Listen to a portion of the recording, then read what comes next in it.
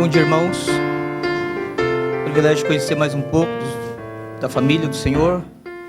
E esse assunto, de fato, ele é urgente.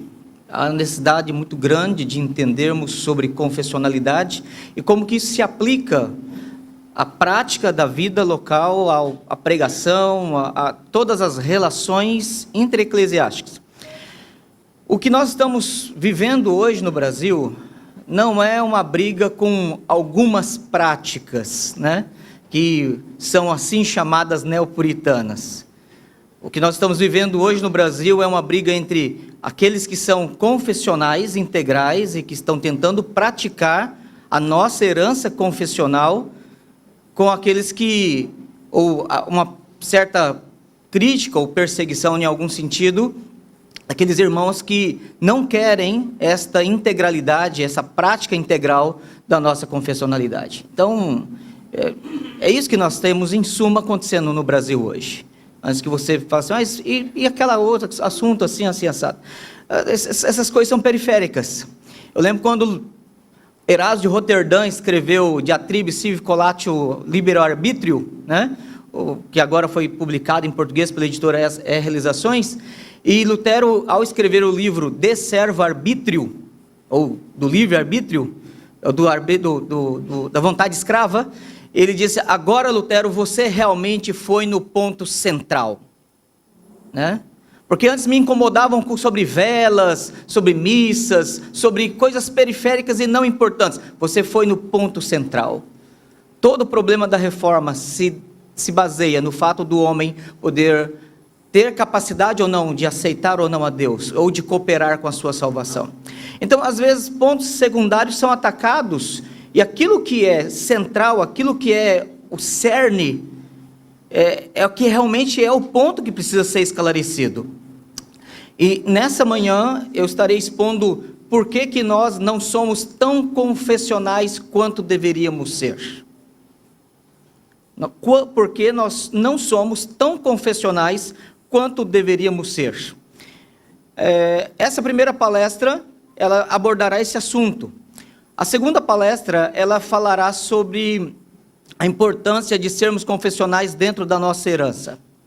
Então, como fazer isso? E aí eu vou trazer alguns aspectos mais práticos, inclusive. Mas essa primeira, ela tem um caráter um pouco histórico, né? Eu convido os irmãos que abram primeiramente em Colossenses capítulo 3, do verso 9 ao verso 11. Colossenses capítulo 3, do verso 9 ao verso 11. E como já observou o presbítero Manuel Canuto, não será uma pregação, será uma palestra. Tá? Eu tive um certo momento de crise, de confessar, se eu fazia uma pregação, se eu fazer uma palestra, mas se eu fizer pregação, eu vou ter que usar muita ilustração histórica para poder explicar o conceito bíblico. E falei assim, e aí a questão do método? Eu falei, deixa eu assumir logo que vai ser uma palestra, e óbvio que nós estaremos trabalhando com princípios bíblicos que envolvem a confessionalidade, e falei assim, vou logo fazer uma palestra, porque eu resolvo o meu problema pessoal da crise, e os irmãos não ficam na expectativa de, como disse o pastor Wilbur no final assim, mas peraí, o que ele fez? É um sermão ou uma palestra? Né? É uma palestra, irmãos. Mas comecemos lendo a palavra do Senhor, que nos adverte assim, em Colossenses 3, verso 9, verso 11. Não mintais uns aos outros, pois já que vos despistes do velho homem com os seus feitos, e vos revestistes do novo, que se renova para o conhecimento, segundo a imagem daquele que o criou, onde não há grego, nem judeu, circuncisão, nem circuncisão, barba ou cita, servo ou livre, mas Cristo é tudo e em todos. Amém. Uma igreja que é presbiteriana ou reformada, ou presbiteriana reformada, ou batista reformada, ou que quer realmente ser reformada, não basta apenas ela adotar os 5 pontos do calvinismo, irmãos. O que tem havido no Brasil é uma compreensão, uma aceitação da doutrina da predestinação e algumas outras doutrinas que são caracteristicamente adotadas com vigor pelo movimento da reforma. E alguns desses irmãos já, ao aceitar, por exemplo, a doutrina da predestinação, já dizem assim, eu sou reformado. Nós não podemos cair nesse erro, porque o fato de crer na doutrina da predestinação torna essa pessoa um predestinacionista. E aí nós precisamos lembrar que, por exemplo, os católicos jansenistas, eles criam em predestinação, como nós. Inclusive expiação limitada. É só você olhar os 5 pontos do jansenismo, né? Que foi uma heresia condenada pela Igreja Católica, né, como calvinismo. Mas observe bem que nós precisamos lembrar que o que nos torna reformado e o critério objetivo, para que não caiamos na subjetividade de quem lidera, diz, não, o que é reformado? Para mim ser reformado é isso, isso, isso, isso. Para você, bom, para ser reformado tem mais 5 pontos, para ser reformado tem que ter mais 10 pontos. Nós devemos lembrar que o critério objetivo da teologia reformada é a sua confessionalidade. A confessionalidade, ela está acima de homens e está acima, inclusive, de denominações. Fato é que igrejas de diferentes grupos, diferentes países, submetem-se aos mesmos documentos. Então, ela transcende a geografia, ela transcende a identidade institucional, ela transcende a tempos e épocas, porque ela é um critério objetivo, para que nós não sejamos levados por nossos gostos pessoais, ou nossas tendências pessoais, ou até mesmo pelo espírito da época.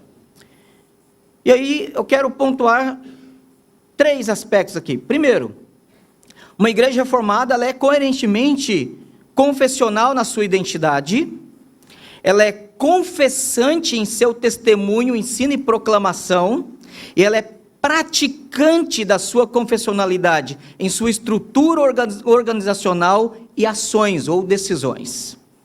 Ela precisa desses 3 pontos. Ela é confessional, ela é confessante e ela é praticante da sua confessionalidade.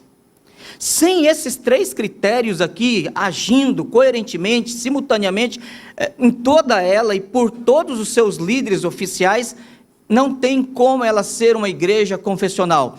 Se ela adotar apenas um desses critérios, ela causará em si mesma conflito, porque ela criará pontos de contradição em si mesma. No discorrer agora da palestra, eu vou tentar esclarecer isso. A maioria de nós aqui é da Igreja Presbiteriana do Brasil. Então eu vou pedir uma licencinha para os irmãos congregacionais, os batistas, né? Mas o que eu vou falar aqui também serve para vocês, né? Eu sei que a luta dos irmãos dentro das suas denominações, e vocês talvez tenham um problema maior, porque embora alguma igreja local, no caso do Sistema Batista, que a igreja autônoma, ou os próprios nossos irmãos congregacionais, embora a igreja local possa falar assim, nós votamos e aprovamos em assembleia que adotamos a Confissão de Fé Londrina de 1689, mas a denominação não, por exemplo, né? E aí vocês têm um problema. Nós temos metade do problema só. Então, não sei se consola vocês, mas nós temos só metade do problema. Porque a pergunta é, a IPB, ela é uma denominação confessional? A resposta hoje, até daqueles que não querem que seja, é sim, ela é confessional. E nós temos, inclusive, amparo constitucional para isso. No artigo 1º da nossa CI, ela diz assim, a IPB é uma federação de igrejas locais que adota como única regra de fé e prática as escrituras sagradas do Velho e Novo Testamento e como sistema expositivo da doutrina e prática a sua confissão de fé e os catecismos maior e breve.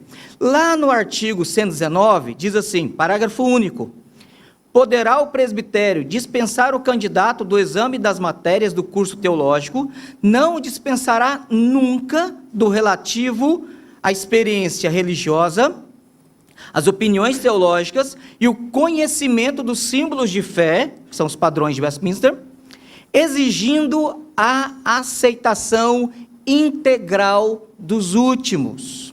Então, observe bem, oficialmente a igreja ela é confessional. E detalhe, inclusive prescrevendo a modalidade confessional. Não é uma confessionalidade ampla, em que apenas o sistema teológico é adotado, mas é uma subscrição integral, ipsa verba, ou seja, em que cada sentença, cada declaração, cada doutrina desses 3 documentos devem ser aceitos e praticados. Esse é o ponto.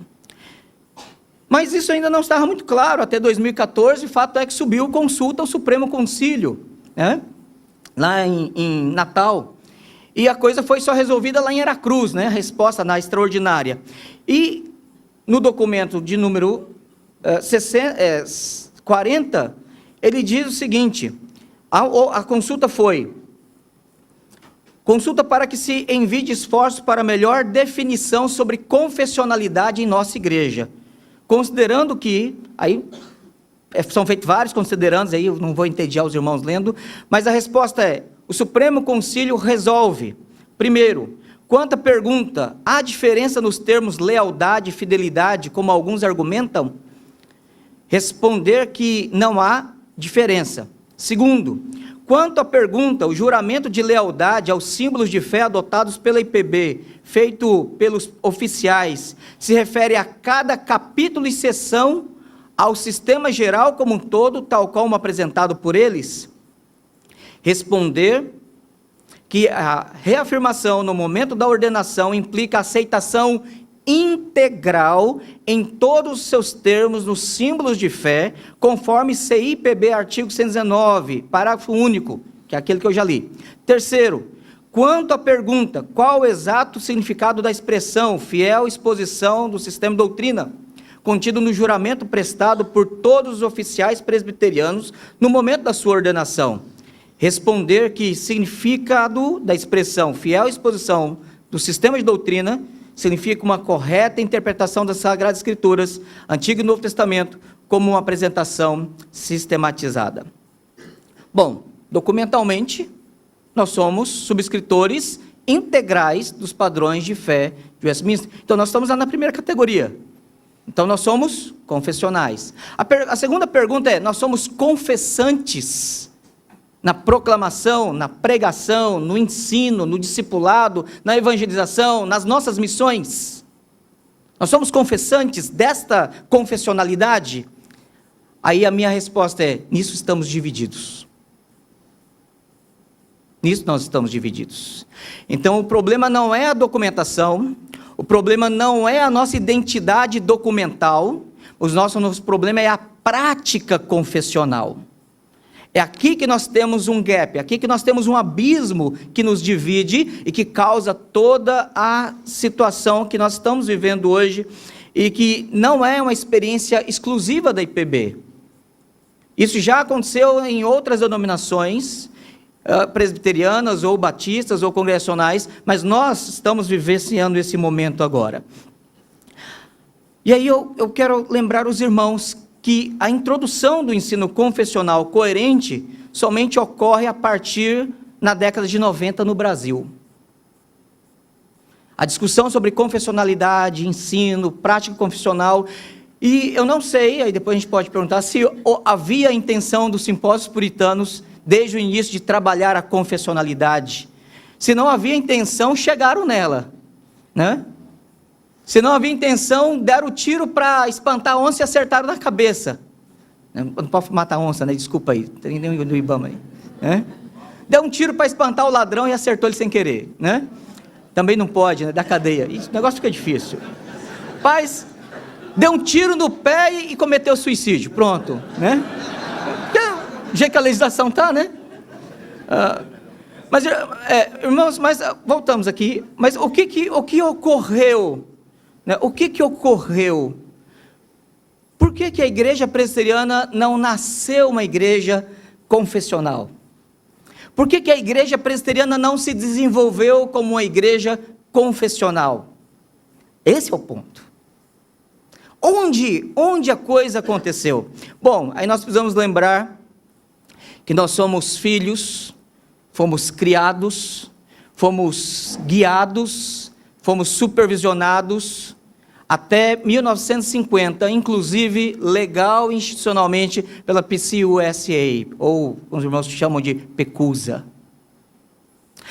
E nós só desmamamos deles na década de 70.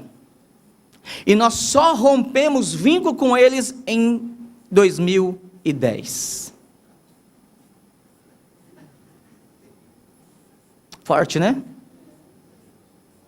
Então, nós precisamos lembrar, irmãos, que nós não surgimos no vácuo.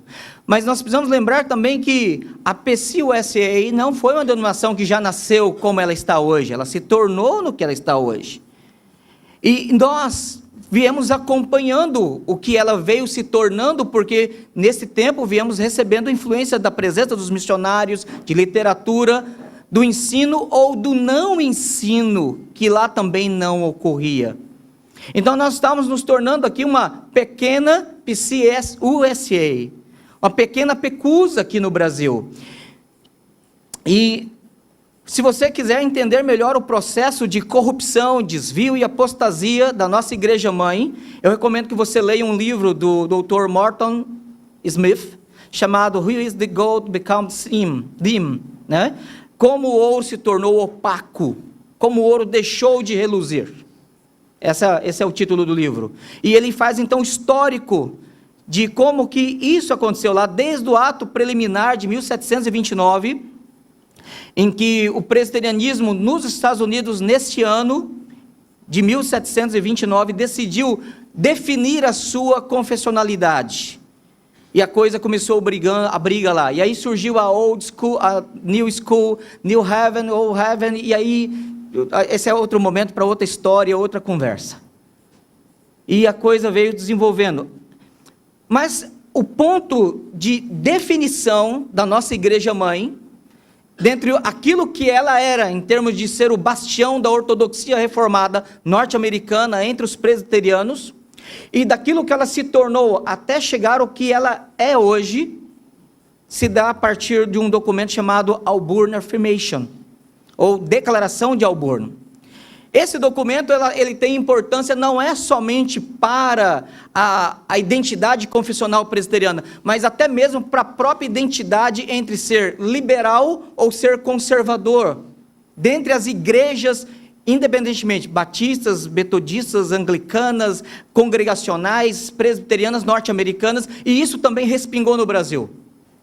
Porque, embora esse documento surge em meio aos presbiterianos, em fevereiro de 1924, cerca de 70 presbíteros e pastores produziram um documento e subscreveram ele, 70, de uma denominação que tinha quase 4 milhões de membros.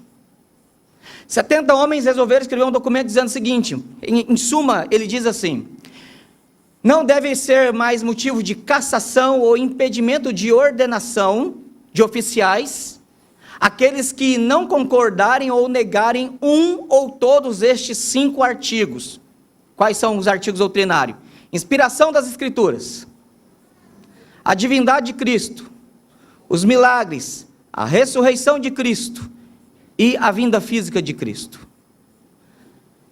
Aí você fala assim, pastor, esses 70 homens foram caçados, eles foram despojados da igreja, porque um camarada levantar um documento dentro de uma igreja séria, como era naquele momento a PCUSA, eles seriam expulsos.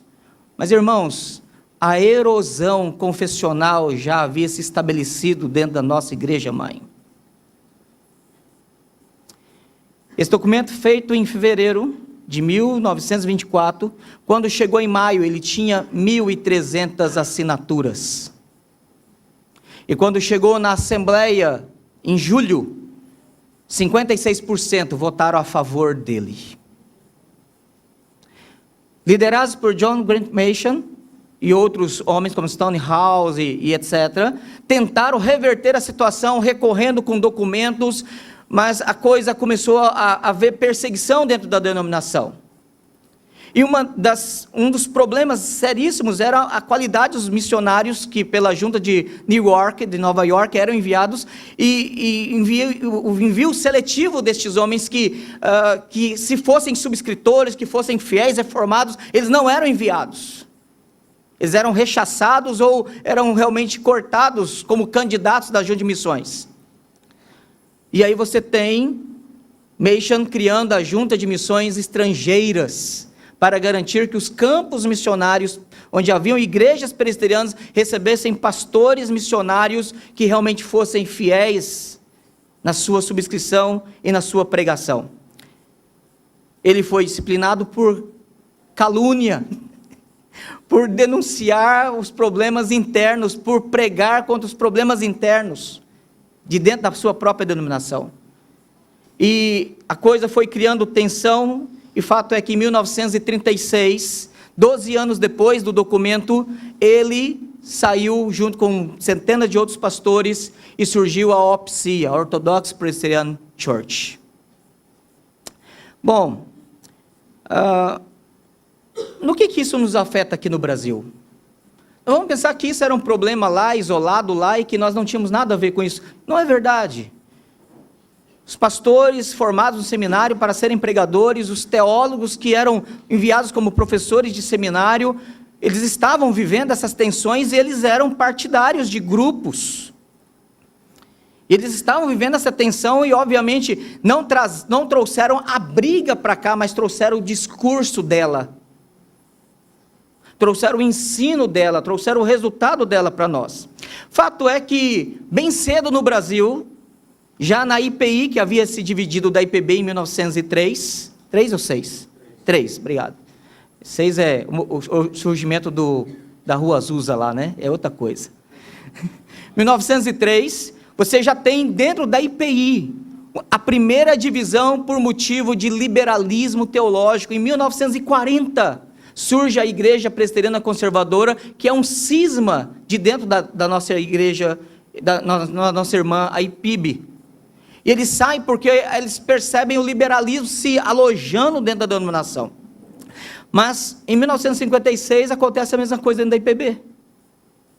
Você tem o cisma da Igreja Presbiteriana Fundamentalista, que tolera e vai aguentando um tempo maior, mas chega um momento em que não se suporta mais o liberalismo que havia se instalado dentro da IPB. E esse liberalismo de 56, com a saída da fundamentalista, ele se agrava durante a década de 60. E um dos grandes nomes do liberalismo teológico, dentro da IPB, inclusive nas nossas instituições teológicas, enviado pela PCUSA, chama-se Richard Shaw, que inclusive ajudou, com verba vinda dos Estados Unidos, a organizar um seminário no Espírito Santo, seminário que era chamado de setentrional, para que ele, saindo de Campinas, pudesse agir com mais liberdade, com mais autonomia e com verba que não era nacional. O grande detalhe é que Deus, na sua providência, levanta o que ficou na história da IPB, conhecido como Era Boanerges. Vou resumir que a nossa som não é a história da IPB. Era Boanerges, e aí o Boanerges Ribeiro e outros homens presbíteros, insatisfeitos com aquele liberalismo que estava se alastrando, porque, graças a Deus, alguns missionários da junta de Nashville, do sul dos Estados Unidos, que eram mais conservadores, que eram mais confessionais, e que estavam no Brasil, dentre um deles no passado, o tio-avô do Martin Smith, John Rockwell Smith, né? Atuou aqui no Nordeste, depois foi para o Paraná. Ele acabou conseguindo implantar uma mentalidade em alguns pastores de serem reformados, de serem confessionais. E esses homens, eles perpetuaram, eles zelaram, embora um grupo minoritário, e por vezes nem sequer registrados a sua biografia na história, mas nós sabemos de histórias, de casos isolados de irmãos aqui e acolá, que falam assim: olha, quando eu era criança, a mãe do Davi Emery, a avó dele, né? Olha, quando eu era criança, ela está com quase 90 anos, o meu pastor exigia que eu decorasse o breve catecismo para ser recebido por profissão de fé. Mas são casos raros, de alguns missionários fiéis, que apesar de a igreja estar desgringolando, da igreja estar nessa situação, alguns missionários fiéis estavam nos seus campos, fielmente pregando, ensinando e zelando pela fé reformada. Mas o fato é, irmãos, que a igreja tem um basta desse liberalismo teológico na década de 70. Mas o grande detalhe é que, embora estanca o liberalismo teológico, expulsando presbitérios inteiros, caçando pastores, demitindo professores de seminários, fechando um seminário no Espírito Santo, a igreja apenas agiu de forma negativa, ou seja, negando o liberalismo. Ela não agiu propositivamente, retornando à confessionalidade integral. Então houve essa falha. Se estanca um problema, mas não se preenche com a confessionalidade. A igreja presbiteriana, como a PCUSA, mesmo a ala mais conservadora lá, havia se tornado, na melhor das formas, uma igreja evangelical conservadora, mas não reformada de confessionalidade integral. É claro que alguns irmãos começaram na década de 80 os movimentos de avivamento e reforma, né, pastor Josafá?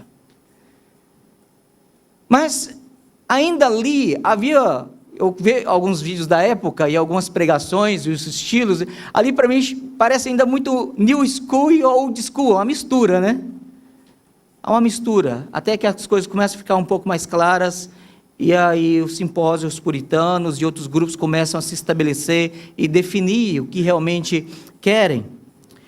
Irmãos, como eu mencionei, alguém pode citar aqui, mas pastor, conheço história de meu avô, minha mãe, que era obrigado a aprender o breve catecismo, mas são casos de exceção, irmãos, que aconteciam pela graça de Deus, pela sua providência, dentro da IPB. Alguns missionários americanos, como eu já disse, vieram para o Brasil e eram confessionais, mas não era a exigência da junta de missões, nem de Nova York, nem de Nashville. Nós temos um segundo ponto de casos de exceções, e esses são inclusive mais recentes, casos de membros de igrejas confessionais, como a OPC, que é a Orthodox Presbyterian Church, da PCA, que é a Presbyterian Church na América, ou da BBC, que é a Bible Presbyterian Church, que vieram morar no Brasil, motivos pessoais, de trabalho, família, ou realmente como missionários, enviados por suas igrejas, e que vindo morar no Brasil influenciaram alguns dos nossos pastores e presbíteros, mas isso é algo agora muito recente.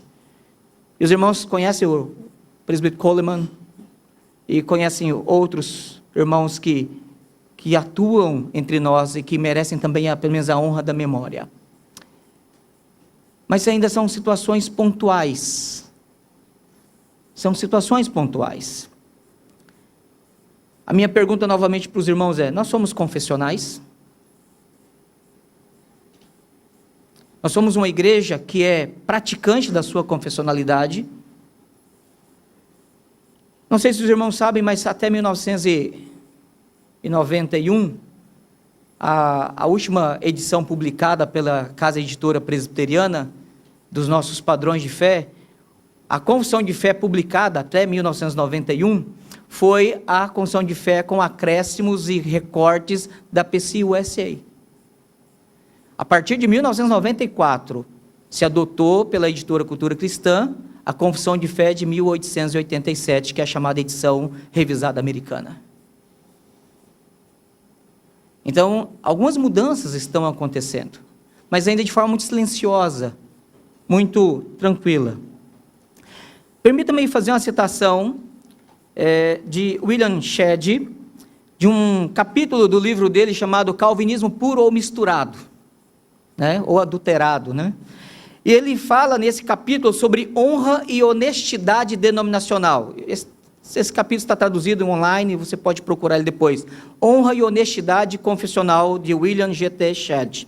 Ele diz o seguinte: a honestidade confessional consiste, em primeiro lugar, numa clara e inequívoca declaração de uma igreja acerca de sua crença doutrinária.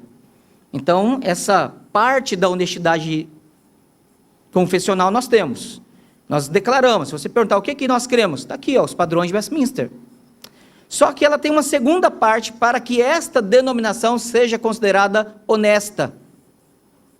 Além da sua declaração pública doutrinária, é necessário uma adoção inequívoca e sincera por parte dos seus membros. Ambas as coisas, tanto os documentos quanto a adoção por parte dos seus membros, ambas as coisas são necessárias. Se uma denominação particular faz uma declaração ampla de sua crença, que é possível ser interpretada por mais de um sentido, ela é desonesta. Então, se a sua declaração pode ser interpretada de modo que caia no relativismo e cada um interprete do jeito que quer, essa denominação ela é desonesta. Mas, se o credo da denominação é bem estruturado e elaborado, e os membros que subscrevem com reserva mental ou falta de sinceridade, a denominação também é desonesta. Porque ela precisaria corrigir isso. Ela precisaria orientar nesse aspecto e, se necessário, disciplinar ou punir estes membros.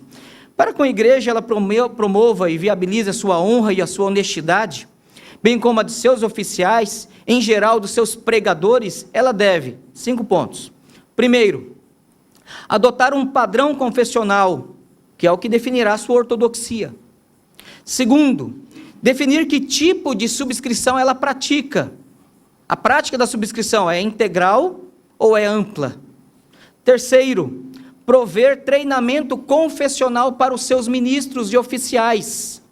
Então, é necessário que no treinamento, no preparo destes oficiais, quer sejam os presbíteros, os diáconos ou os pastores, haja instrução confessional. Eu fiquei triste agora com a resolução recente em relação à nossa avaliação confessional, que ninguém reprova mais no item de confessionalidade. Eu não sei se vão corrigir isso, eu espero que sim. Quarto, exigir veracidade no juramento de ordenação. Quinto, ter um tribunal eficiente que oriente, corrija e, se necessário, puna os que revelarem desonestos com o padrão confessional requerido pela denominação. Nós estamos na situação em que um pastor põe um programa de TV público em rede nacional e diz: eu sou a favor de inclusão religiosa, eu sou a favor de inclusão homossexual, eu sou ecumênico, e nós não vemos disciplina. E olha bem, eu estou usando um argumento ad absurdo. Eu não estou me referindo nem a irmãos que apresentam discordância em pontos da confissão. Eu estou dizendo de um homem que seria já malquisto em uma igreja evangélica qualquer. Mas a nossa denominação tem tolerado homens maus. Então, nós somos confessionais, mas nos tem faltado honestidade confessional. Mesmo que isso, menos que isso, ou seja, se nós não praticarmos esses 5 pontos, adotando, definindo, provendo, exigindo e corrigindo problemas de confessional dentro da igreja, menos do que isso, segundo William Shedd, esta denominação é desonrada e desonesta. Chegou o tempo de nós chamarmos ao arrependimento, porque nós temos louvado a Deus com a boca, mas não com o coração. Nos votos e juramentos dos nossos oficiais, aquilo que se declara com a boca, por vezes está divorciado das suas convicções pessoais. E isso é pecado, irmãos. Não mentais uns aos outros, diz as Escrituras. Como ocorre a prática confessional? E aí nós precisamos lembrar aquele comum argumento usado, inclusive contra quem é subscritor integral. Mas a confissão de fé não é Bíblia, né? Já ouviram esse argumento? A confissão de fé, os catecismos não são inspirados. Irmão, ninguém está dizendo isso e ninguém crê nisso. Sola Escritura é convicção basilar, é pilar inegociável das nossas convicções, inclusive possibilitando a própria prática da confessionalidade. É por crermos na inspiração absoluta e inerrante das Escrituras, é que cremos que é possível, a partir delas, extrair as doutrinas, sistematizá-las e colocá-las em forma lógica, inteligível, de proposições, e apresentar doutrinas, como a doutrina de Deus, a doutrina da criação, da salvação, e assim por diante. Mas nós precisamos lembrar que, de fato, já se discutiu e se resolveu esse assunto lá atrás, desde o século XVI, quando disseram os nossos pais que a Escritura é normans, ou seja, é a norma padronizadora, é dela a única regra de fé e prática, e é ela e dela que nós devemos formular todas as nossas convicções, doutrina, proclamação e a nossa prática. Mas as confissões, os catecismos foram chamados de norma normata, ou seja, a norma padronizada a partir das Escrituras. Ou seja, o ensino que é extraído, sistematizado e de forma sucinta apresentado de forma objetiva. Então, não existe nenhuma confusão em dizer que a Escritura, as confissões têm o mesmo peso da Escritura. Não tem. A Escritura é a palavra de Deus, as confissões é a resposta do homem em sistematizar e pensar a palavra de Deus. Agora, a pergunta é, essa sistematização, ela deve ser aceita à medida que está de acordo com a Escritura, ou deve ser aceita porque entendemos que elas expressam as Escrituras? E essa aqui é uma sutil distinção, porque todo bom herege, ele usa linguagem bíblica para confundir. É só lembrar dos arianos, dos socinianos e dos arminianos.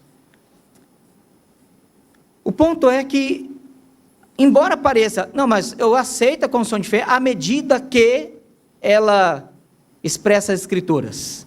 E, inclusive, foi uma discussão usando duas expressões latinas na história. O critério chamado quia e o critério chamado quatenus. Quia é porque, em latim, e quatenus é à medida que. Deixa eu explicar isso aqui.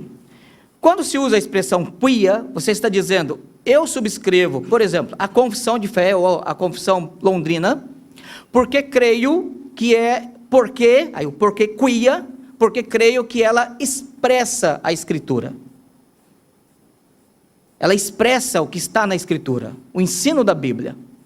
A expressão quatenus, ela vai dizer assim, não, eu não creio na confissão de fé, a não ser que, à medida que eu possa conferir a Escritura, ela vai então se postrando a Escritura. Só que o grande detalhe é que o resultado disso é que os defensores de quia formularam o que é chamado de subscrição integral. Então eu creio e eu subscrevo, e o nosso capítulo da confissão de fé que trata sobre a liberdade de consciência, né, fala sobre especificamente isso. Ninguém deve fazer nenhum juramento a não ser que ele esteja convencido e resolvido a praticar. Então o ponto aqui é, nós devemos treinar os nossos ofícios, nós devemos estudar antes do juramento. Jurando de forma integral, nós devemos dizer, sim, eu estudei, e eu creio que, de fato, o ensino da nossa confissão e dos nossos catecismos estão de acordo com o ensino das Escrituras, é quia. E é a subscrição integral exigida, quia, pela nossa Constituição e na história dos nossos pais de Westminster, e antes mesmo deles, a subscrição quia sempre foi a subscrição exigida pelos nossos pais reformados. A subscrição quatenus, embora ela pareça até fazer soar e nos lembrar lá dos judeus bereanos, lembra? É porque conferindo, né? Então, assim, ó, tá vendo aqui, ó? Então, eu não posso aceitar, eu tenho que conferir, e à medida que... Só que isso é um sutil argumento de desvio. Porque, a partir desse raciocínio, o que eles vão dizer? Eu não devo e eu não preciso aceitar toda e cada declaração. Eu não tenho que ter compromisso ipsima verba, ou de cada declaração, de cada doutrina. Eu apenas adoto o sistema. Ou seja, se você subscreve a confissão de fé de Westminster, sim, mas na cabeça dele, aquilo que o capítulo sobre juramentos e votos da confissão de fé, diz lá que é pecado o juramento feito com reserva mental. E o que é reserva mental? É quando você fala algo e ao declarar você está mentalmente definindo ao seu próprio gosto aquilo que você está declarando. Então, por vezes, alguns irmãos dizem assim, você subscreve? Sim, mas na cabeça dele, ele está pensando em subscrição ampla. Ou seja, eu aceito o calvinismo da confissão de fé. Ah, mas e esse assunto? Não, isso aqui eu não concordo. Mas ele não expressa, ele não expõe. Então, observe bem, irmãos, essa discussão sobre o modelo de subscrição começa a partir daí. Primeiro ponto deve ser lembrado. Eu concordo porque eu creio que está de acordo com todo o ensino da Escritura. Você como membro e você como oficial da igreja, jurou inclusive na última pergunta que diz, você promete submeter-se às autoridades dessa igreja, enquanto elas permanecerem fiéis à Sagrada Escritura. Só que lá na segunda pergunta de ordenação ou de recepção de membro, diz lá que você concorda e submete, defende, ensinará os nossos padrões de fé? E a sua resposta também foi sim. Então, a segunda pergunta e a quinta, elas estão amarradas uma com a outra, de modo que nós nos tornamos por declaração e agora por consciência, a realmente entender que há uma quia, há uma relação de ipsíssima verba, ou de concordância uma coisa com a outra. Mas como na história das igrejas reformadas a pregação dependeu da confessionalidade? Aí vamos agora para um aspecto prático. Como que isso se torna prático? Como que isso influencia? Eu quero trazer dois exemplos para os irmãos. O primeiro exemplo de Calvino na igreja de Genebra, e um outro exemplo, comemorando aí Dort 400, a situação de Armínios e os seus discípulos lá na Holanda. Calvino, ele pastoreou de 1536 a 1538 a igreja de Genebra, até que ele foi persona non grata, expulso de Genebra, pelo consistório maior, chamado Consistório dos 200. E em 1537, ainda pastoreando a igreja, ele tem vários problemas, porque a igreja de Genebra tinha o que era chamado de companhia de pastores, que não era o consistório menor, era a equipe de pastores contratados pelo Estado para prestar serviço. Muitos, se não todos, quando Calvino chega e atende ao pedido e às imprecações de Guilherme Farel, de permanecer e ajudar na reforma em Genebra, muitos daqueles pastores que ali estavam nem sequer eram crentes.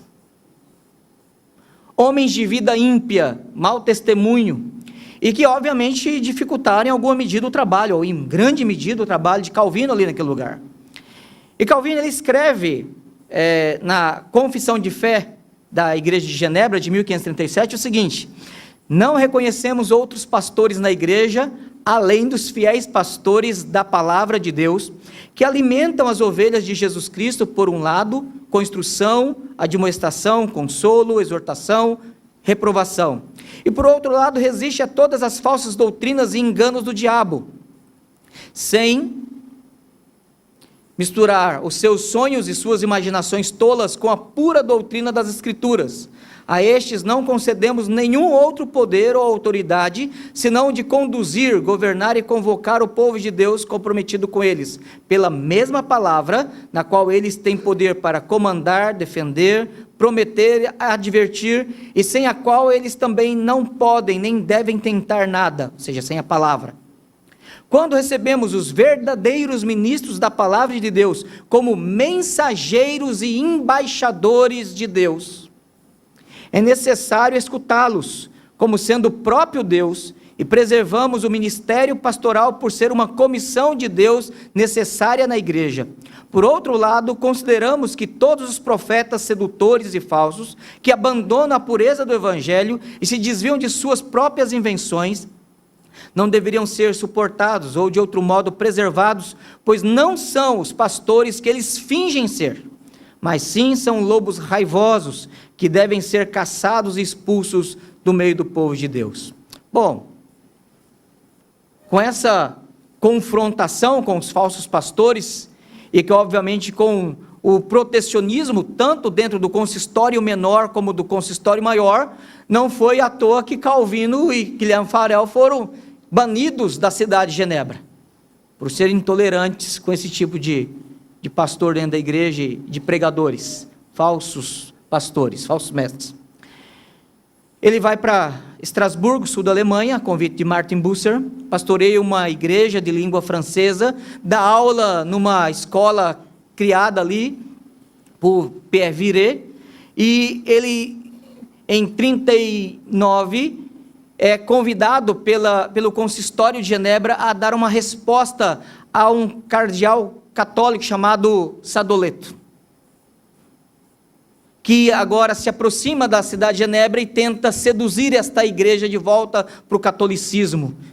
E alguns membros piedosos não estavam falando em nome do consistório, detalhe, eles entram em contato com Calvino e pedem que Calvino ajude eles e deem resposta a Sadoleto. E aí nós temos uma das maiores obras apologéticas de Calvino, chamado Epístola ao Cardeal Sadoleto, que foi publicado agora no volume 1, ou será ainda? Vai ser ainda publicado em português pela editora Cleary.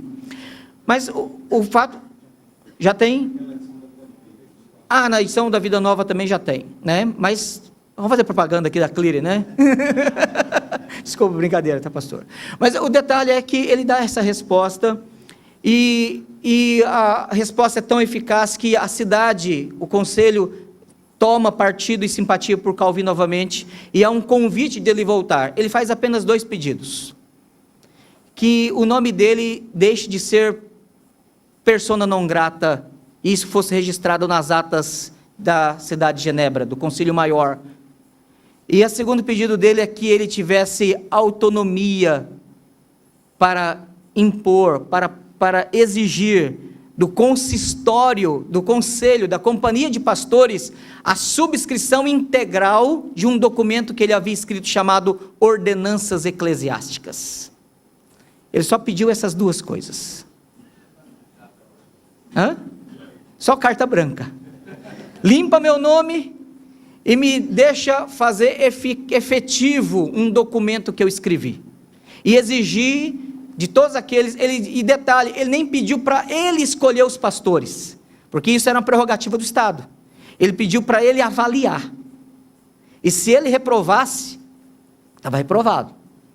Quem indicaria, quem contrataria, poderia ser até o Estado, mas a aprovação dependeria dele e de Pierre Viret, e que agora está se tornando um pouco mais conhecido pela editora Monergismo, agora em português. Teodoro Beza escreve uma carta em novembro de 1541, vou ler só um trechinho, só para os irmãos entenderem como que a coisa estava. Ele diz assim: havia nesses dias, na cidade de Genebra, outros ministros, ou seja, 1541 foi quando Calvino sai de Estrasburgo e vem para Genebra. Havia nesses dias de novembro de 1541, na cidade, outros ministros que, tendo sido instalados quando Calvino foi despedido, aqui haviam permanecido, dos quais alguns prejudicavam quase mais por seus costumes, não sei quais, do que poderiam proveito tirar da sua doutrina. Calvino, entretanto, sabendo o que importa sempre na igreja, evitarem-se divisões e conservar a paz, até onde pode se fazer, conduziu com extrema boa vontade para com eles, admoestando-se como se fazia de mister, reprovando-lhes as falhas em particular, exortando-os a que cumprissem com as suas obrigações, as obrigações do seu cargo, de forma outra que por mero ganho, mas por fim Deus remediou a situação, expurgando por diversos meios esta igreja dos que de nada lhe valiam, de tal sorte que bem se pode perceber o juízo de Deus sobre eles. Deus foi bondoso com a igreja de Genebra. Deus purificou a companhia de pastores, para que pela proclamação da palavra, ele reformasse a igreja de Genebra. Eu vou ler só uma parte aqui. Em 1541, ele então apresenta e é aprovado pelo consistório menor, e no mesmo ano pelo consistório maior, as ordenanças. No final das ordenanças eclesiásticas, tem lá o texto de declaração, de subscrição. É a primeira vez na história da reforma em que um documento é exigido a subscrição literal. O cara lê no ato formal da ordenação, e ele é obrigado a literalmente escrever, subscrever o documento.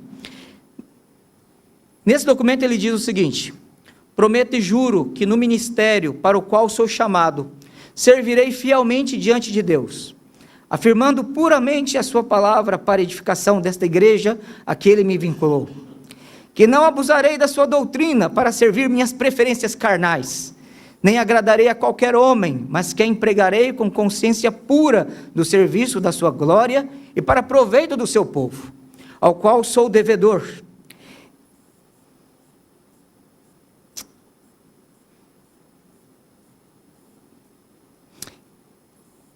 Igualmente prometo e juro defender as ordenanças eclesiásticas, conforme aprovadas pelos conselho menor e maior dessa cidade. E à medida em que eu for encarregado de administrá-las, inocentando-me lealmente, sem dar lugar ao ódio, sem favores de preferências ou a vingança, sem a qualquer outro sentimento carnal, em geral cumprir o que é próprio de um homem bom e fiel ministro. Em terceiro lugar, eu juro e prometo guardar e manter a honra e o bem-estar dos nobres e da cidade de Genebra, esforçando-me na medida do possível para que as pessoas continuem em paz e na benéfica unidade sob o governo do conselho, e não consentindo de modo algum que alguém os viole. Finalmente, eu prometo e juro, por estar sujeito ao governo e constituição dessa cidade, mostrar um bom exemplo de obediência a todos, sendo da minha parte sujeito às leis e aos magistrados, tanto quanto ao meu ofício permitir, porque ele aqui abre, se necessário, para a desobediência civil. Isto é, sem prejuízo da liberdade que devemos ter ao ensinar de acordo com o que Deus nos ordena, e fazer as coisas que pertencem ao nosso ofício. E concluindo, prometo servir aos nobres, às pessoas de tal maneira, desde que não haja impedimento de prestar a Deus o culto que lhe devo em minha vocação. A partir de 1541, todos os pastores da igreja de Genebra, eles deveriam subscrever esse documento. E a reforma em Genebra só foi possível a partir desse momento. Eu vou acelerar um pouco mais por causa do nosso tempo.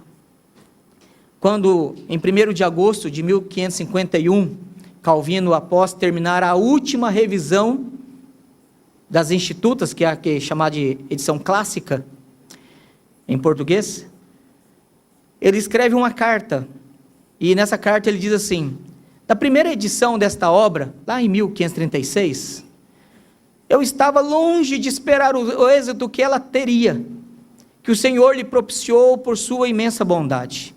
Eu me limitei quase sempre a uma forma sucinta. Você pegar ela é pequenininha assim. Como acontece com as obras de pequeno porte. Além disso, nesse trabalho, o meu propósito foi o seguinte: de tal modo preparar e instruir para a leitura da divina palavra os candidatos à sagrada teologia.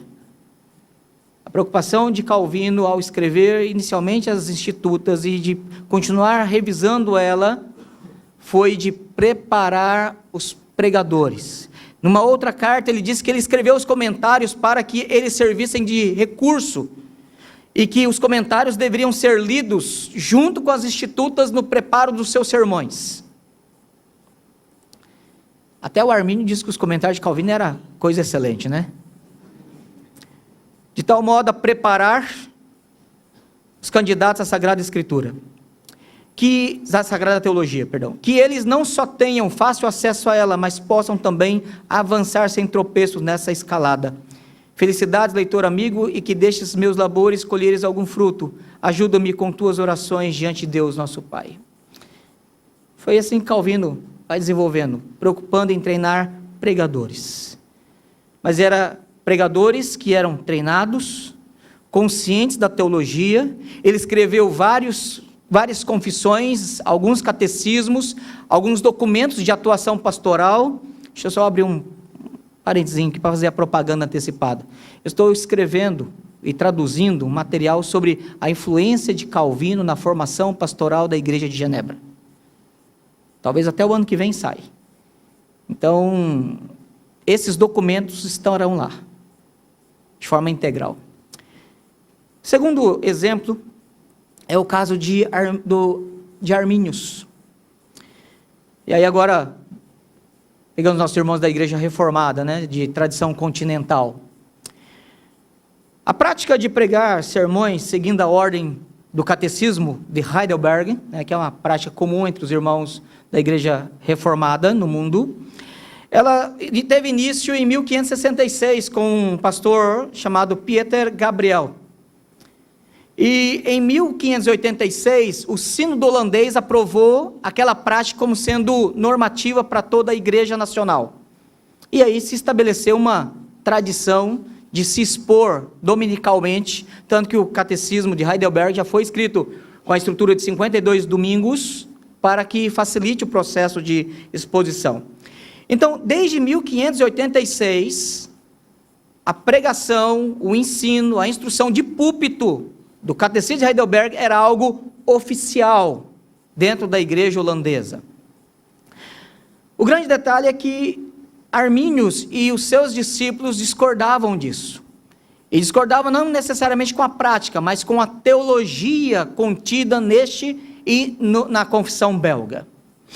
E começaram então a expor. Peter de Jong, que escreveu um livro e fez compilação com vários autores sobre um livro chamado A Crise nas Igrejas Reformadas. Ele menciona o fato de que Calvino, quando fez a exposição de Romanos capítulo 7, na igreja de Leiden, onde ele era pregador, ali foi quando ele tornou público aquilo que ele estudava em sala de aula, aquilo que ele instruía os seus alunos em sala de aula, ele trouxe para o púlpito.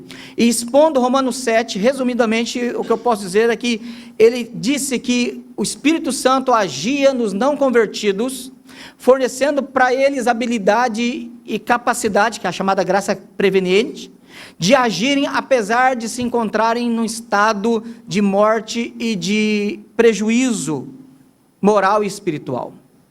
E que eles poderiam, então, a doutrina que ele nega em Romanos 7 é a doutrina da depravação total.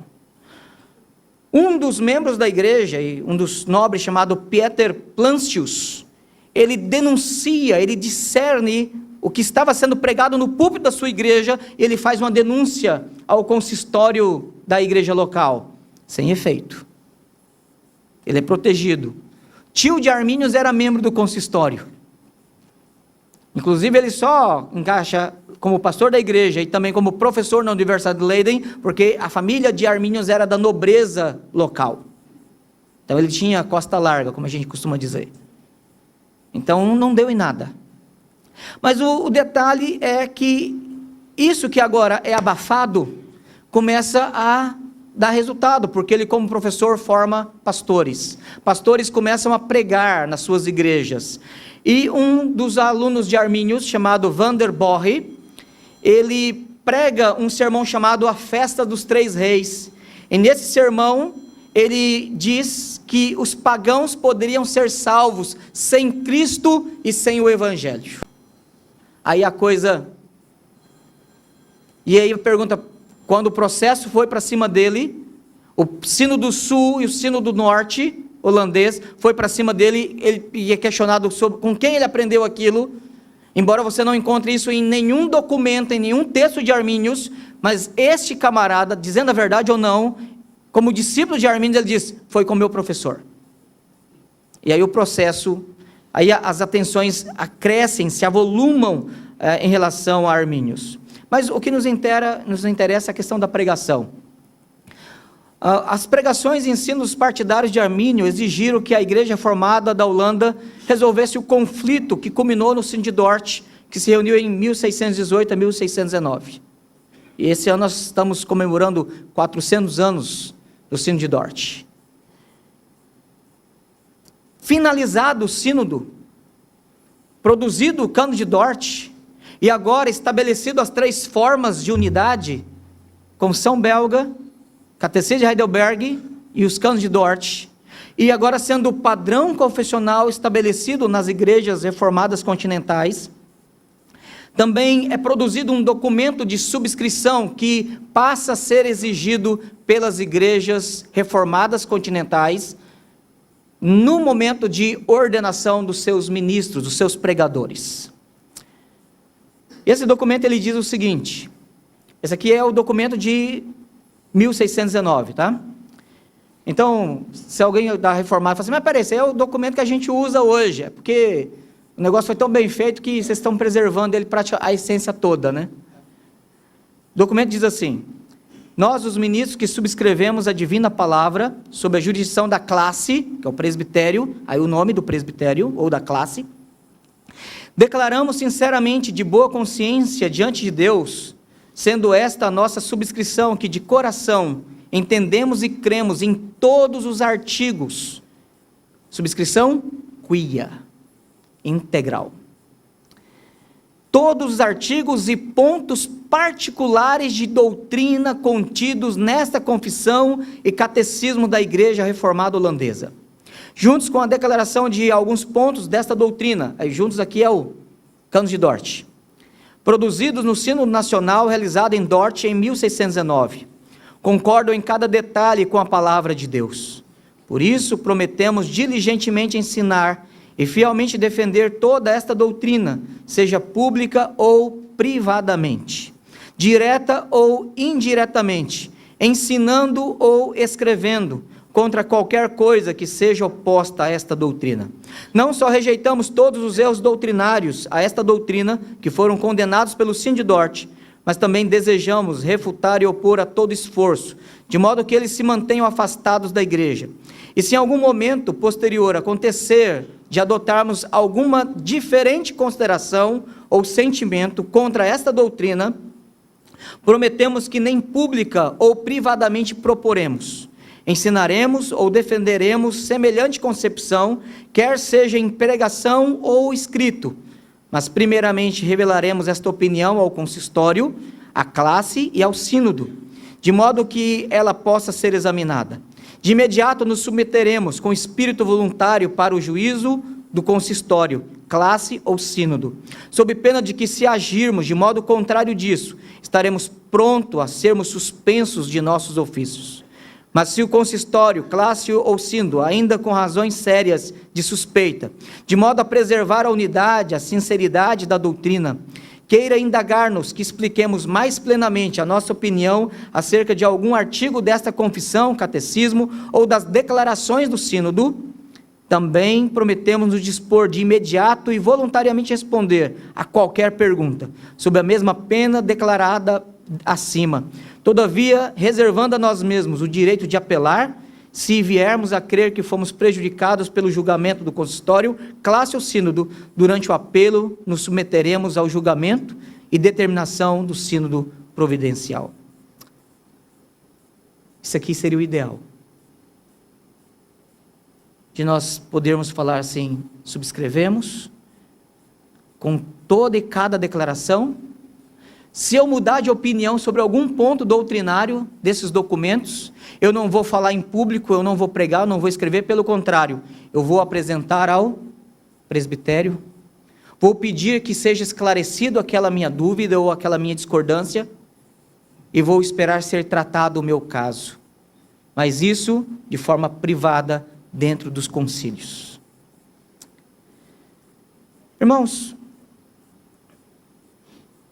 o propósito da prática da subscrição confessional, já indo para o final, sei que temos ainda a segunda palestra, o propósito, ela tem vários pontos. Primeiro, o próprio propósito confessional, que é expressar a nossa unidade de fé. O que nós cremos. A confissão de fé belga, ela diz, cremos e confessamos. Eu acho linda essa, como que ela começa os parágrafos. Cremos e confessamos. Não é como o credo apostólico que é individual, credo, creio. Não, cremos e confessamos. Segundo, propósito apologético, defender a unidade da fé. Terceiro, propósito fraternal, estabelecer a base e unidade comum da fé.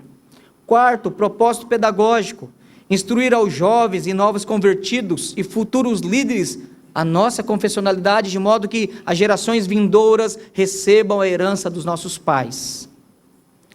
Quinto, o propósito de uniformidade, padronizar a declaração e prática doutrinária no contexto eclesiástico dos concílios. Sexto, propósito da ortodoxia, requerer clareza de sua fé diante dos desvios morais e heresias doutrinárias. 7º, propósito de qualificação, avaliar a admissão de liderança aos ofícios da igreja. 8º, propósito de definição, distinguir uma perspectiva religiosa de outra, porque somos presbiterianos e não anglicanos ou católicos e assim por diante. 9º, o propósito polêmico, refutar uma perspectiva teológica divergente. 10º, propósito restritivo, prevenir o avanço de divergências teológicas. 11º e último, propósito coercitivo, conduzir a submissão quanto à doutrina e prática. E concluindo, irmãos, novamente, a igreja presbiteriana reformada, para que ela seja coerentemente confessional, uma igreja reformada, ela precisa ser confessional em sua identidade, confessante em seu testemunho, ensino e proclamação, e praticante de sua confessionalidade em sua estrutura organizacional e em suas ações. Se nós divorciarmos esses 3 pontos, nós vamos causar confusão. E as Escrituras dizem que o nosso Deus não é um Deus de confusão. Amém.